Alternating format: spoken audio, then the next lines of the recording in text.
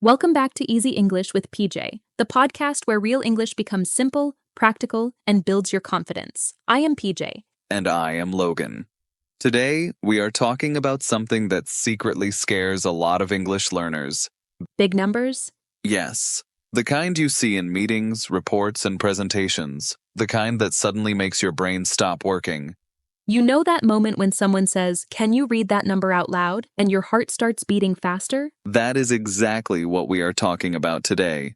We are going to break down big numbers, commas, millions, billions, decimals, percentages, years, and phone numbers.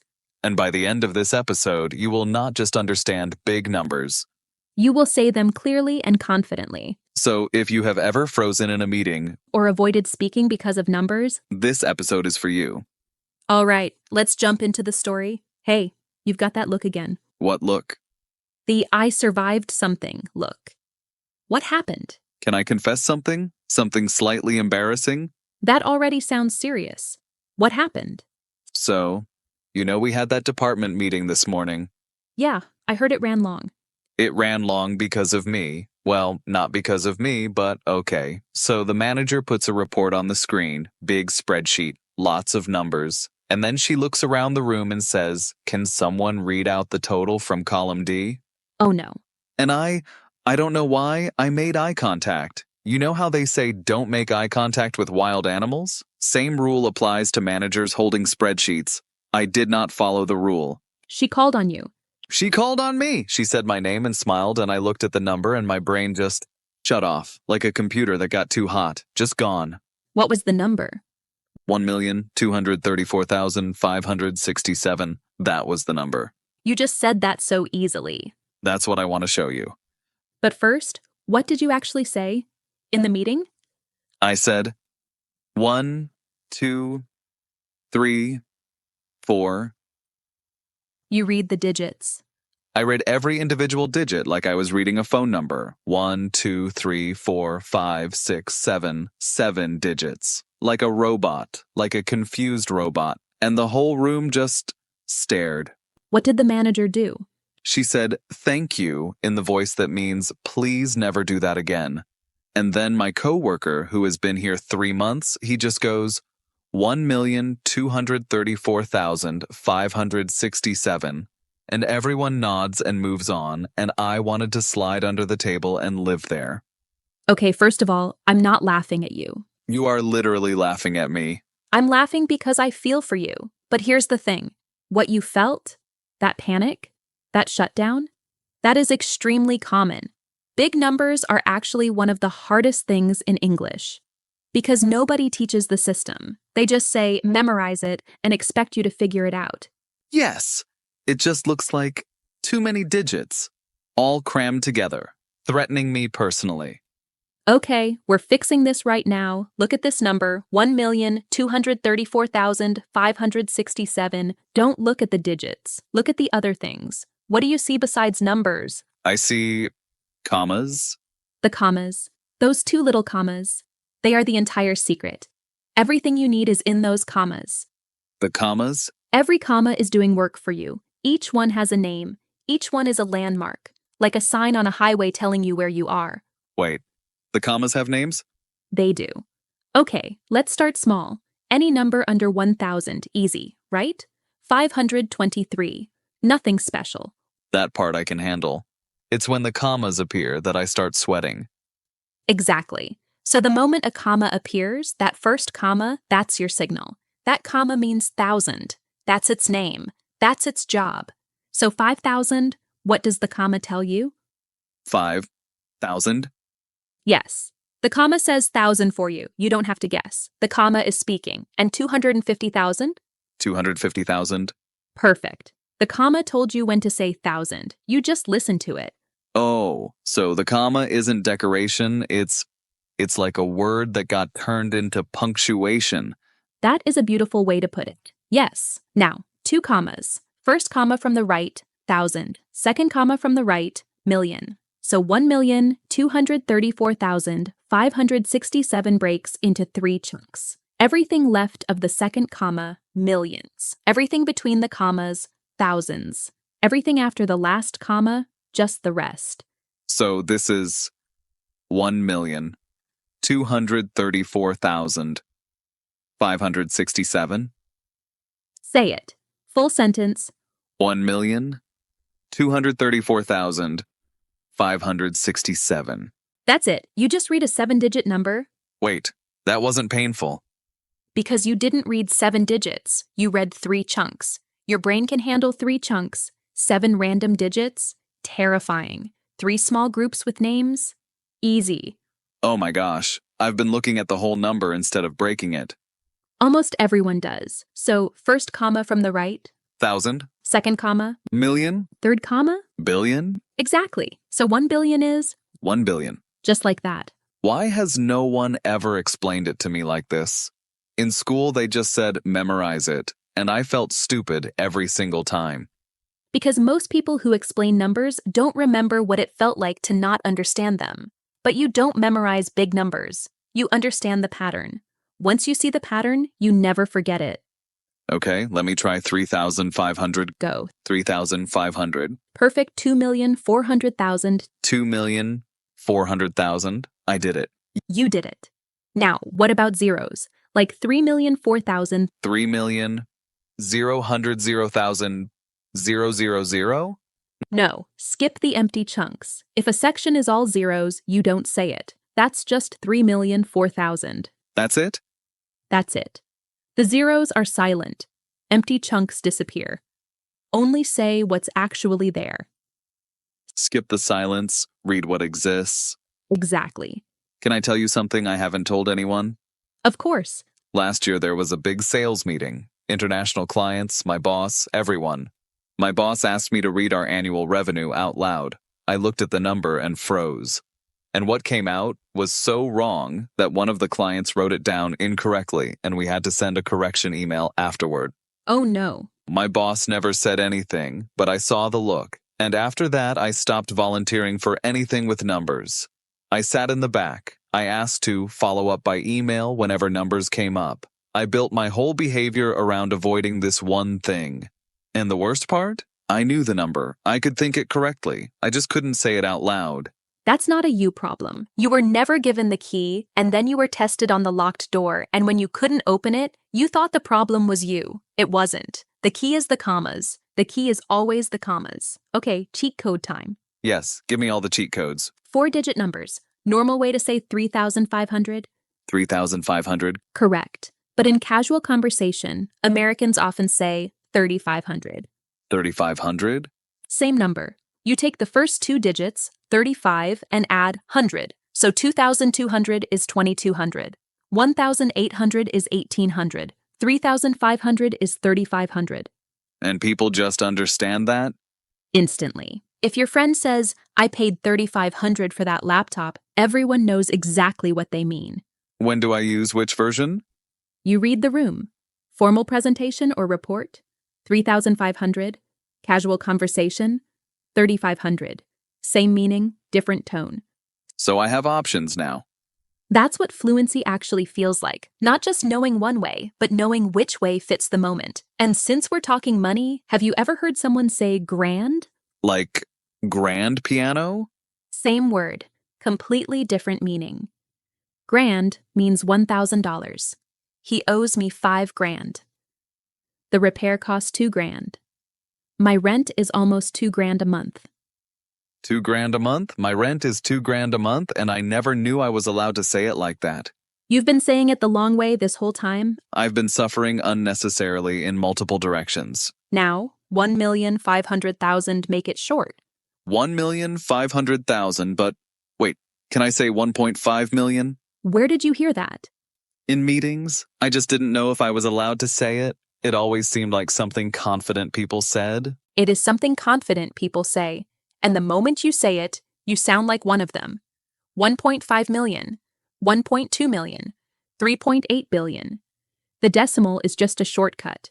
1.5 million is exactly the same as 1,500,000, just faster. So formal, 1,500,000. Business casual, 1.5 million. Exactly. About 3.8 billion. That felt really good to say. That's the energy. I want to casually drop 3.8 billion into a conversation now. I'll make it happen. Good, because now we're going in the opposite direction. Not boardroom numbers, coffee shop numbers. The ones you use every single day. Like at the cash register when everyone behind you is watching? Exactly that. Let's fix it. How do I say 375? In real life, 375. You drop dollars and cents completely. 5.99 is 5.99. 12.50 is 12.50. What about 0.75? No dollars at all? That one you do say the word. 75 cents. When there are no dollars, you need cents, so people know what you mean. Dollars. Just say the numbers. Cents only. Add the word. Got it. Now the coins. Every coin has its own name and none of them are logical. 1 cent is a penny. 5 cents is a nickel. 10 cents is a dime. 25 cents is a quarter. Wait, the dime is smaller than the nickel but worth more? Yes, everyone finds this confusing. Just accept it like irregular verbs. Penny, nickel, dime, quarter, 1, 5, 10, 25. 4 quarters make $1. Perfect. And do you have change for $1? Means can I get 4 quarters? I have heard that at laundromats and always just smiled and hoped. Now I know. These words also live in everyday expressions. A dime a dozen means very common, not special. Not a penny more means that is my absolute final price. Not a penny more. That's going straight into my negotiation vocabulary. Speaking of the penny, big news. The United States stopped making them. November 12th, 2025 was the last one. The penny is gone? No new ones, but existing pennies are still legal tender. The reason it cost 3.69 cents to produce a 1-cent coin. The government was losing money on every single one. Almost 4 cents to make something worth 1 cent, and they made billions of them. Every year. So it stopped. Cash transactions now round to the nearest 5 cents. $3.73 becomes $3.75. But pay by card, you still pay the exact amount. Cash rounds, cards stay exact. Canada did this too, right? 2013. It works fine, and the word penny stays in the language forever. Not a penny more isn't going anywhere. I'm learning what a penny is right when America stopped making them. That is a good thing to tell people. From 3.8 billion down to pennies. But wait, 375, 1250, those are decimals too, right? Like the point in 3.8 billion? Okay, while we're on decimals, regular ones, not just the million kind, like 3.75 or 0.5. How do you say those? 3.75, 0.5? Exactly right. You just say point and then read each digit after it separately. So 3.75 is 3.75, not 3.75. Wait, not 75? Nope. Each digit gets its own voice, one by one. 3.75 and 0.5 is just 0.5. Or even simpler, people often just say 0.5. 0.5, that's it? That's it. Now what about percentages? Same report, different column. You see 4.7%. How do you say that? 4.7%? Perfect. Natural. Easy. What about 0.3%? 0.3%. Or 0.3%? Both work. In a formal report, you'd say 0.3%. Casual conversation, 0.3% is fine. And a big round one like 75%? 75%? Exactly. No tricks there. But here's one that gets people, what about 100.5%? 100.5%. Yes. Beautiful. You're doing it without even thinking now. I kind of am. That's a weird feeling. One more thing, and this trips people up constantly. Phone numbers. How do you say them? Digit by digit? Digit by digit. Because a phone number isn't a quantity, it's a code. You never apply the comma rules to a phone number. You say 3, 4, 7, 2, 8, 6, 0. Oh. I think I've been applying number rules to phone numbers and getting confused about why it sounds wrong. Same for zip codes, account numbers, passport numbers, sequences. Read each digit alone. The rule is simple. If it's an amount, money, people, units, use the comma system. If it's a code, read each digit separately. Why is this not the first thing they teach? I genuinely don't know. Okay, years. What year were you born? 1994. Perfect. You already do it naturally. You didn't say 1994? Of course not. That sounds like I'm announcing the founding of a kingdom. Right. So before the year 2000, we almost always split into pairs: 1994, 1981, 1968. But then 2000 came and broke the whole system. How? Well, 2000. That one's easy. But then 2001, 2005, 2009, people said 2001, 2005. The pairs didn't work as cleanly.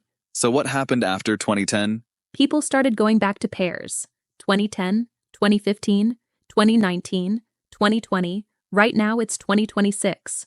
Or 2026? Both are fine. You'll hear both. English just can't commit. English really does make rules and then immediately get bored of them. That is the most accurate description of this language I have ever heard. And dates. Since we're here, how do you say March 3rd? March 3? You can. But more naturally, March 3rd. You add the ordinal. The ordinal? First, second, third, fourth, fifth. When you're talking about a specific day, you use the ordinal form. So it's not March 3, it's March 3rd. Not January 1, it's January 1st. January 1st, March 3rd, July 22nd. So the number is doing double duty. It's both the position and the date. Exactly. And ordinals show up everywhere, not just dates. She finished in 3rd place. This is our 5th meeting this week. He was the first person to arrive. Oh, I've been saying those correctly this whole time and I didn't realize they had a name.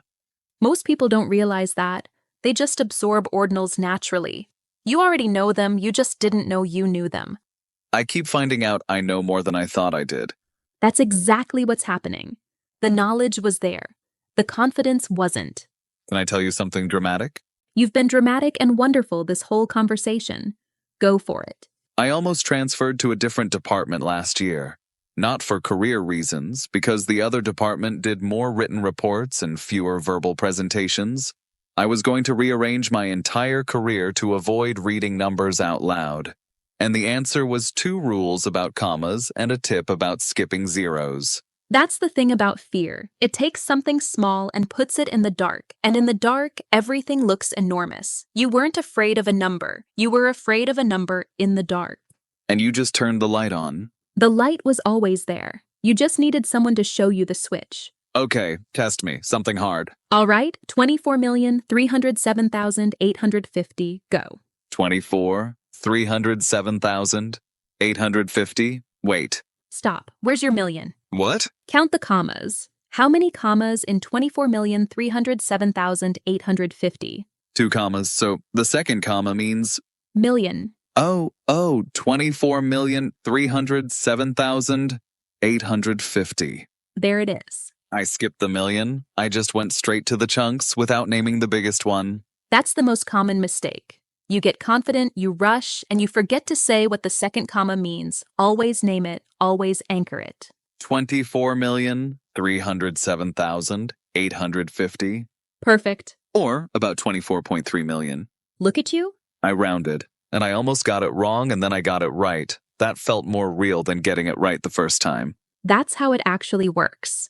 You make the mistake, you catch it, and then it sticks. That moment, where's your million?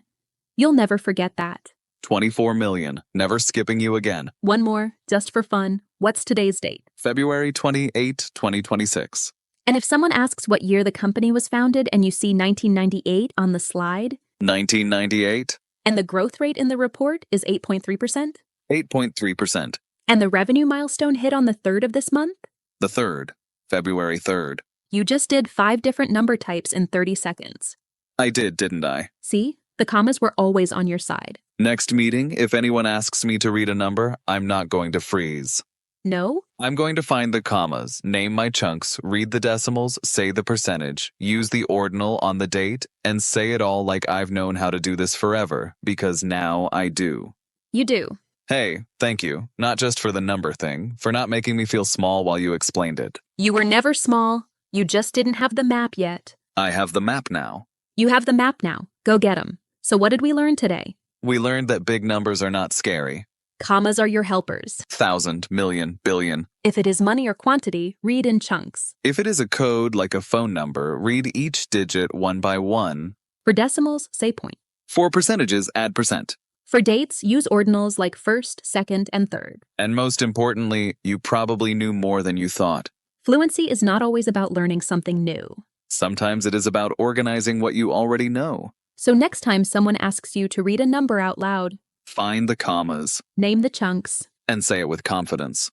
because now you can. If this episode helped you, share it with a friend who avoids numbers. And follow Easy English with PJ so you never miss an episode. We will see you next time.